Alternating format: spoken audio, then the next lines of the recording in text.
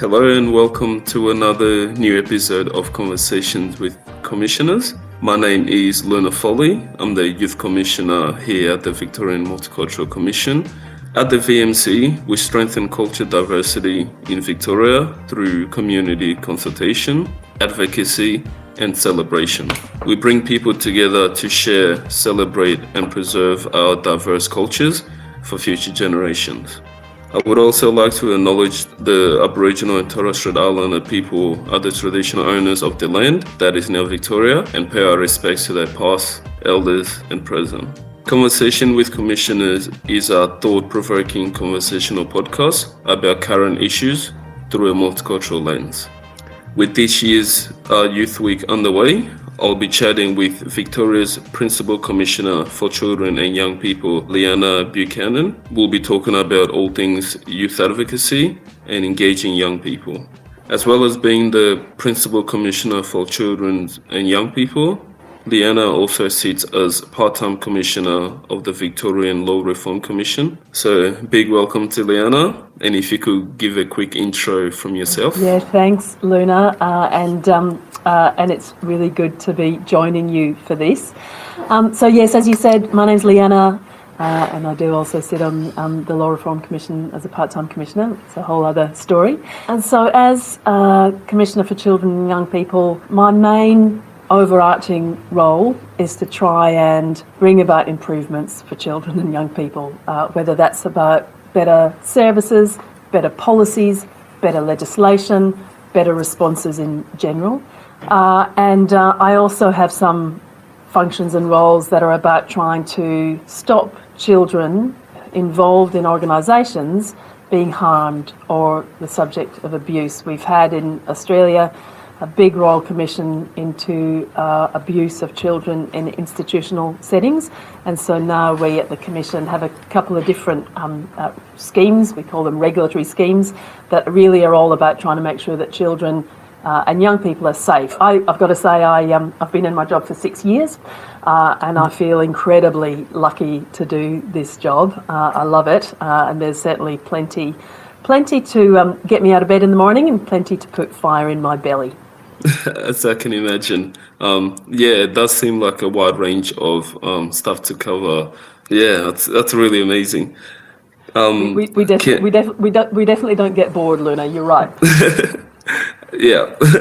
Can you talk about the intersectionality that comes into your work with the multicultural sector? Yeah, of course. Well, as you can imagine, I mean, because all of our work is really about promoting children and young people's rights and well-being, I would say kind of understanding intersectionality has to be a kind of bedrock of the work that we do.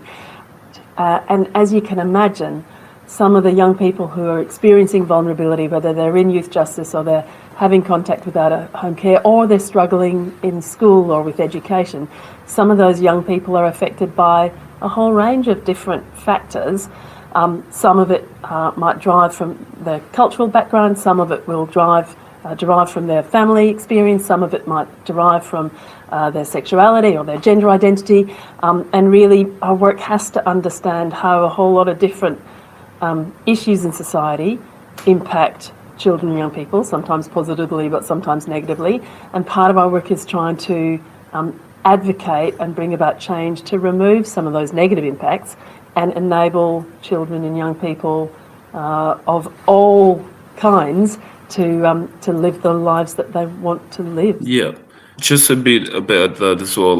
What sort of trends do you see in young people across the mark? Yeah, look, it's a big question, and I don't want to spend the whole podcast talking about it because I easily could. Of course, given where we are, April 2022, there are some particular trends and issues that come from the fact that we've had the past 2 years of pandemic, and in Victoria especially the issues around remote learning, living through lockdowns and so on, and it's lots of people are increasingly, I think, understanding the impact that has had on young people across the board, and then particularly impacting young people who are already marginalised or already struggling in some ways. So I think there are particular kind of trends and issues around mental health, and a lot of young people talk to me about the need for better access to mental health services, particularly post the last couple of years. There's trends around engagement and either disengagement with education or just struggling to reconnect with school or education. There's issues and trends for young people about uncertainty and what the kind of future will look like after we've lived through the last 2 years. So all of those trends I hear about from all kinds of young people, but some of those are particularly acute amongst some young people from multicultural background. I mean, I think it's fair to say as a society we're getting gradually better at genuinely valuing diversity, at understanding intersectionality, kind of building equity around us, but there's no question we've still got a long way to go. So when I speak with young people from multicultural backgrounds, I still hear a lot about racism. Some subtle, some not so subtle. I still hear a fair bit about experiences of feeling excluded or on the outer, whether it's at school or whether it's kind of what you experience when you go to the shopping centre. And I hear quite a lot about the experience of navigating life across two sets of cultural norms and expectations for some young people. What it's like to kind of live with the cultural norms and expectations within your family and maybe your broader family and community, cultural community, and then how that sits alongside the kind of Anglo-Australian norms and expectations. And I hear a lot about some of the incredible opportunities that brings in terms of richness and kind of amazing experiences, but also for some real challenges. Just on a bit more on the trends, one thing I've noticed from our side is that young people want to be more dependent on themselves, especially post-COVID. That's one thing I've noticed a lot. They with social media as well. They want to do YouTube, do blogging, stuff that just gives them more of a leverage to kind of work for themselves. Is that something you've noticed across as well? Yeah, I have, and it's interesting because I probably have noticed it more post-COVID, and I suppose there are some the extent to which people were, living inside their homes and having to rely on social media and technology to connect, I think probably has really ignited some interest among some young people in that. So I think that has been a shift. But in general, I mean, I just think I see so many young people who are who are creative and who have very clear interest in having their views understood and heard. Many young people who are pretty determined to see and drive change in the world that they live in.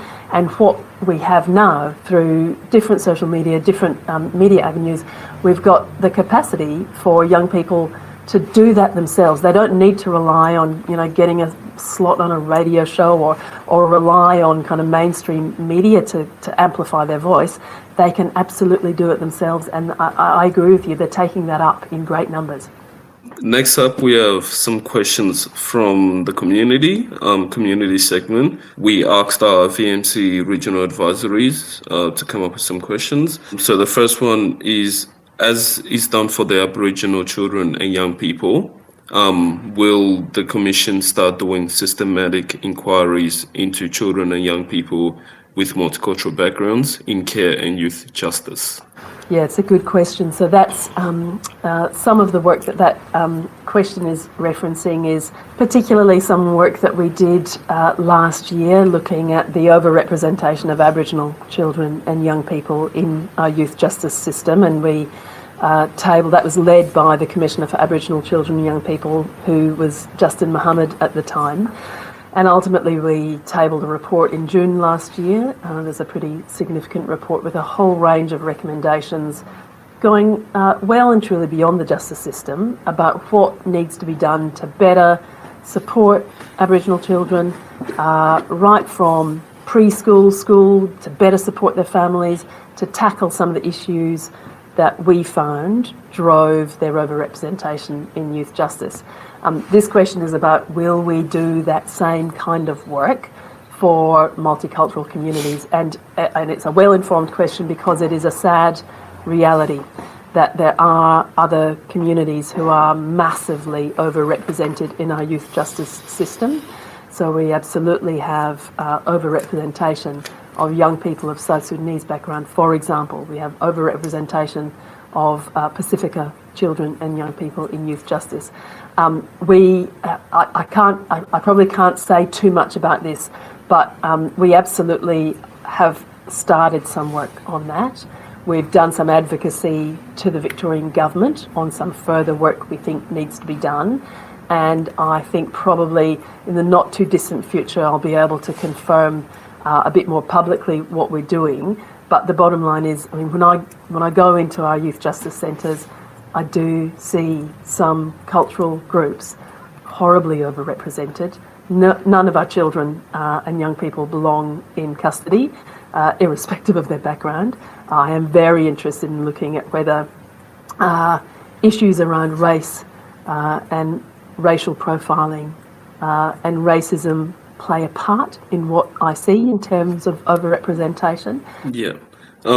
And just talking a bit about the engagement, what are some examples of ways the government has effectively engaged with those young people? Yeah, so look, it's interesting, hey? I think, again, like other positive changes in society, I think gradually, given government makes policy, makes decisions, provides services for children and young people, actually government needs to hear from children and young people as it's designing and developing all of those responses, as it's making decisions. So, you know, I think there's quite a journey to go, but I am starting to see more examples of government engaging with young people and making sure that they hear from them. I mean, probably one of the biggest examples we've seen of that recently has been the work that the government has done to try and engage with young people as it develops up its youth strategy. Now, I think that's going to be finalised and shared soon. I'm pretty excited to see what's in it. And I think to their credit, the Victorian government was very clear that that strategy had to be shaped by input from young people of all from all parts of Victoria and from all different kinds of backgrounds, and I think they put quite a lot of effort into that. I see other examples. So, for example, as I said, I work with quite a focus on young people who are in care and young people who are in youth justice. So the Minister for Child Protection and Family Services has his own youth advisory group of young people who have experience in the out-of-home care system.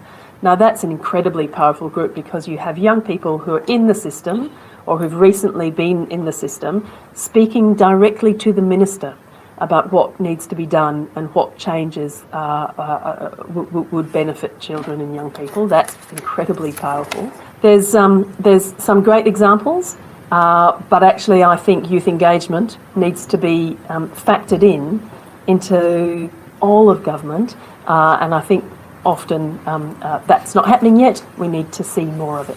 We also had some questions from community for myself as the Youth Commissioner. That means it's my turn, isn't it? I get to ask you some questions. Yeah. Yeah, good. So one of the questions that has come through is, have you had any thoughts, Luna, about how we can foster continued and maybe more collaboration across the different youth commissions and youth advocacy groups? One part of that is me being here and talking to you about, young people and your work as well. I think that's already one way. Opening dialogues with other commissioners is the first step to fostering that collaboration. And obviously, the more we collaborate, the more we work together, especially across all the different commissions and boards, would give us the best leverage to work with young people. I know I've only been in the role for a few months, so it's still early on, and there is still a lot of work to do. But starting this podcast and this dialogue is a start, and there's a lot more to come. Yeah, I think for my part, I think that's right. I mean, I think of the consultation you do as Youth Commissioner, what you hear, what you work on. Similarly, I think of what I see in my work and what I hear from young people of multicultural backgrounds. And so the more we can share that and then kind of strategize about what can we work together on, what will we work separately on. But I think your point is bang on. The more we work together, both with other like-minded commissioners, but also with other advocacy groups, the more impact we're likely to have. The next question that I think has come through is big question. What are your long-term goals, or something that you'd see happening in your term as Youth Commissioner as making that term a success? So a couple of things, I guess especially on some of the personal goals I have as a Youth Commissioner.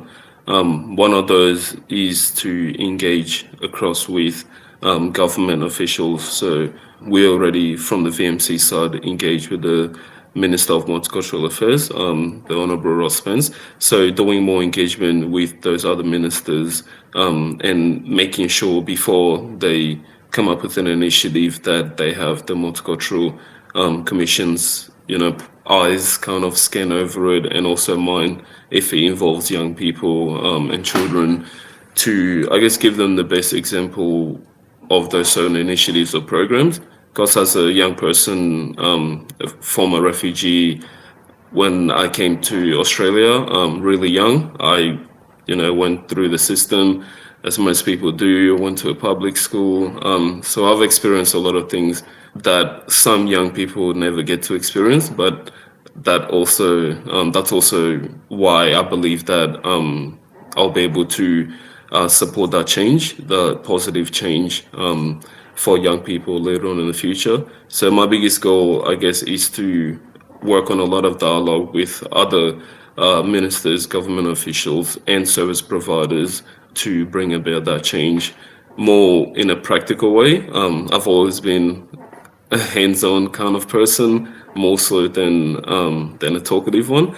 So trying to get some programs, some projects in place that can, give young people another platform to make that change happen. Brilliant. And are there particular, this isn't scripted, are there particular areas that you'd like to see more programs or more kind of effort by government? For me, the biggest one is between the education and community service providers.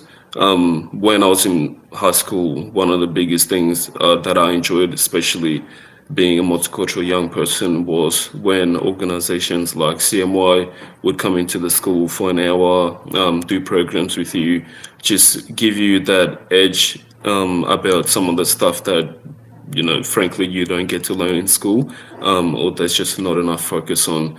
So things like that was a big positive. So having those service providers like CMY being able to work in those schools more, work with those young people that need support with education, with careers, just with general life, and also with some of the sporting organizations as well, because that's some of the best things young people engage in is sport. So if you can have a platform where they feel a lot easier to connect and engage, that makes it a lot easier to support them as well. We shall continue to talk, Luna, because I think there is a lot that we have in common between what you're kind of wanting to try and get more of, and what we see as valuable and what we advocate for as well. So, what you're describing makes a huge amount of sense. The last question that came through for me to ask you is, how do you think you're perceived as a youth commissioner, and how does that affect how you behave around different communities and different people? I'm not sure exactly how others perceive me, but I guess as a young person myself, I'm only 21, so I do most things a young person does. I still play soccer for a local club. On the weekends, I hang around with friends. So I'm out and about in the community a lot, just like most young people are. So I feel like that's one good thing, because what's the point of a youth commissioner that doesn't really connect with young people and, isn't in that environment themselves? So I think that's one positive that people can perceive me as. On the how do I behave around different communities, I've worked with a lot of different community organizations, especially my time at the Ballarat Regional Multicultural Council, which is BRMC in Ballarat. We had 20-something odd community service organizations that were part of us, so like the Italian Association, African Association, Indian Association, etc. So I've worked a lot with different sort of community associations. So I've been, from the very start, I've learned to respect a lot of different cultures, how they do things, how the beliefs they have, and how we can collaborate between all those different community associations, because they might have different beliefs and different views, but there's a lot of things in common. We are all humans, so at the end of the day, a lot of things do become in common, and collaborating between different groups, different service providers, has always been a big thing of mine. And so I've learned to be pretty respectful to a lot of different community organizations. And just one little part before we finished up. This one's for both of us. What do we hope the future holds for young people with multicultural backgrounds? I hope the future holds a world where they are given every support and opportunity and freedom to live the lives they want to lead. I mean, we know and we see the incredible achievements that young people from multicultural backgrounds can reach. We can see the incredible contribution they make. We can see the amazing things they can do. So really, my hope is that those opportunities to kind of to live their best lives, to kind of to show their strength and their skills and do what they want in the world. I want that to be available for every single young person of multicultural background. Some of that means we need to dismantle some aspects of systemic discrimination and racism, I think. So clearly part of what I hope for is a world where those things are well and truly eradicated. Yeah, I think I totally agree with you. Giving them more of a platform to be creative, express themselves, and just make all their dreams happen, I guess for me, is the biggest thing. And like Victoria, out of most states, definitely on the right track. We are a very diverse bunch, so that's only going to get more diverse. So I hope that platform does grow to support those younger people. Thank you, Liana. It has been a pleasure talking to you. You've been a great guest on the Conversation with Commissioners. This one was around Youth Week, so hope people tune in. On the behalf of the Victorian Multicultural Commission, it's an honour having you with me today. Thanks, Luna. Right. It's been fantastic. Cheers. So my name's Liana Folly, and make sure you check out more on the VMC website or Facebook page. Thank you.